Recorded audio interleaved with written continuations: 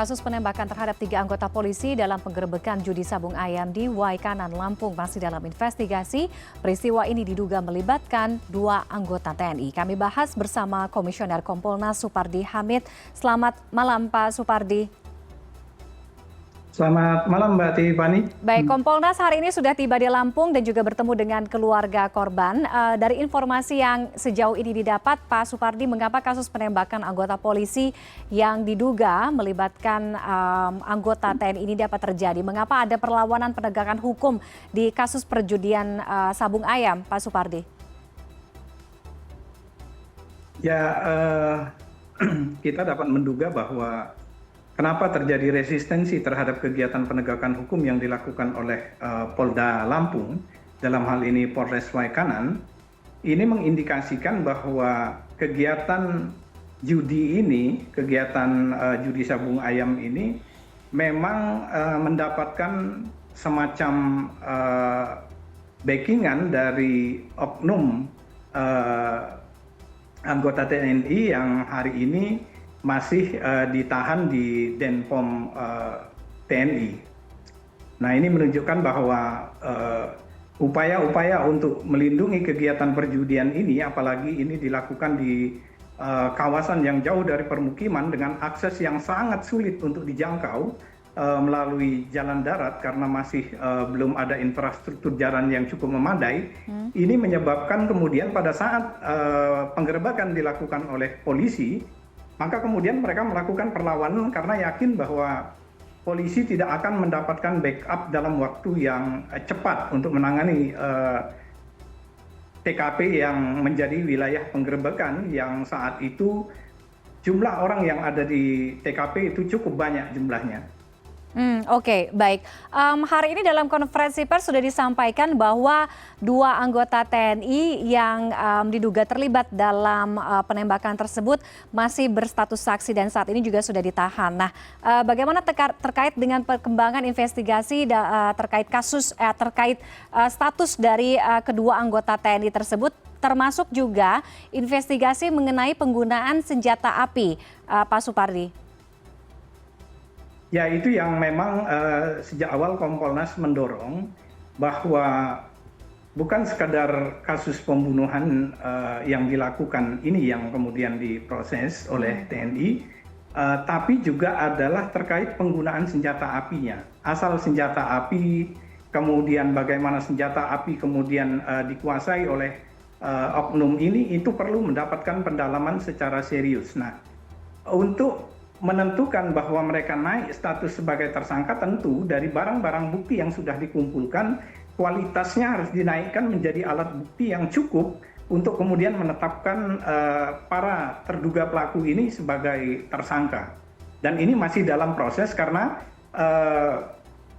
pihak kepolisian juga masih melakukan pendalaman terkait dengan uji balistik yang dilakukan oleh kepolisian terkait dengan proyektil peluru yang ditemukan di tubuh korban serta selongsong peluru yang ada di TKP. Jadi ini memang membutuhkan waktu untuk memastikan bahwa barang-barang bukti ini adalah alat bukti yang memang bisa dijadikan sebagai dasar untuk menentukan pembuktian peristiwa ini dan membuka peristiwa ini secara terang benderang.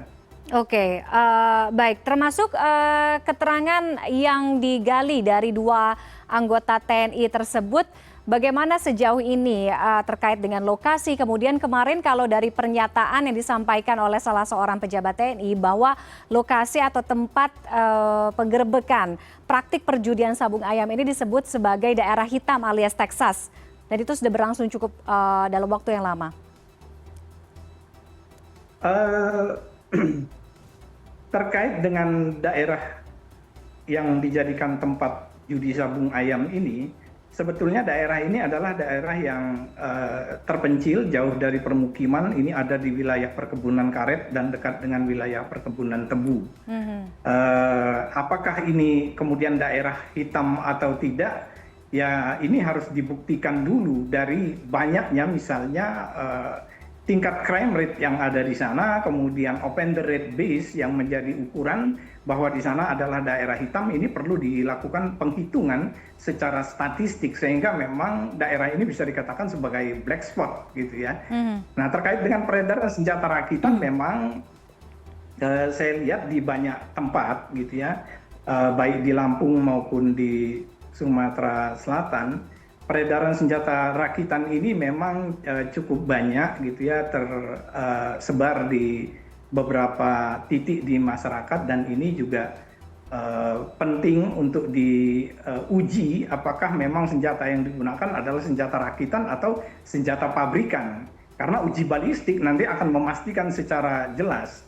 Karena sebetulnya secara kasat mata dari proyektil yang ditemukan, apakah ini senjata rakitan atau senjata pabrikan, bisa dilihat dari atau jejak yang ada di peluru tersebut, karena itu bisa dilihat apakah ada ulir yang dibuat secara pabrikan atau sekedar selongsong atau sekedar laras yang dibuat oleh industri yang dilakukan oleh home industri pembuatan senjata api rakitan. Baik, Pak Supardi, bagaimana kemudian Kompolnas ke depannya akan memastikan dan juga mengawal terkait dengan penegakan hukum di kasus penggerebekan dan juga penembakan ini? Seperti apa? Karena melibatkan anggota TNI.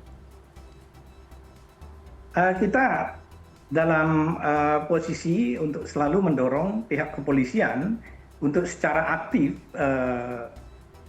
ikut memberikan dukungan kepada TNI pada saat kasus ini dilakukan penyidikan. Artinya polisi dengan data yang ada dan informasi yang ada serta alat-alat bukti yang dimiliki kepolisian harus mensupport proses penyidikan yang dilakukan di Denpom TNI, dengan harapan nanti ada data yang cukup, ada alat bukti yang lengkap untuk menjelaskan secara kronologis peristiwa ini terjadi seperti apa, konstruksi perkaranya bagaimana. Ini penting untuk dilakukan sehingga pihak kepolisian harus secara proaktif tetap memberikan dukungan kepada Puspom TNI untuk melakukan penyidikan. Karena ini pelakunya adalah, yang diduga pelaku adalah anggota TNI, oknum TNI, tentu kewenangan sepenuhnya dalam proses penyidikan ada di Puspom TNI. Oke, baik. Terakhir Pak Supardi, banyak pihak yang mendesak transparansi dan juga penegakan hukum di kasus ini untuk berjalan dengan adil. Bagaimana kemudian agar investigasi ini juga bisa berjalan dengan adil, menjaga sinergitas antara TNI Polri, dua lembaga ini, sehingga tidak sampai memicu konflik? Ya, itu yang memang harus dilakukan baik oleh TNI maupun oleh Polri, adalah semacam joint investigation terkait proses penegakan hukum dan proses pembuktian dari peristiwa ini. Sehingga konstruksi perkaranya itu menggunakan dua perspektif sekaligus, dan perspektif kepolisian serta perspektif yang ada di Puspom TNI kemudian akan disinergikan dan kemudian akan diuji nanti di pengadilan militer gitu ya. Dan kita berharap nanti proses peradilan militernya, mulai dari proses penyidikan, TNI akan terbuka, kemudian akan secara akuntabel memaparkan kepada publik apa yang sudah dilakukan dalam tahap-tahapan penanganan perkara ini, serta bagaimana proses pembuktian yang dilakukan, sehingga publik akan memberikan apresiasi terhadap langkah-langkah penegakan hukum yang dilakukan oleh Puspom TNI, yang kebetulan korbannya adalah anggota Polri yang sedang melakukan penegakan hukum, yang tentu ini sedang menjalankan kewenangan yang dimiliki oleh kepolisian yang merupakan amanah dari konstitusi kita. Oke, baik, kita akan lihat pantau bagaimana perkembangan investigasi terkait dengan kasus penggerebekan dan juga penembakan anggota polisi di Waikanan, Lampung. Terima kasih Pak Supardi Hamid, Komisioner Kompolnas, sudah bergabung dengan CNN Indonesia Connected malam hari ini. Selamat malam. Selamat malam Mbak Tiffany.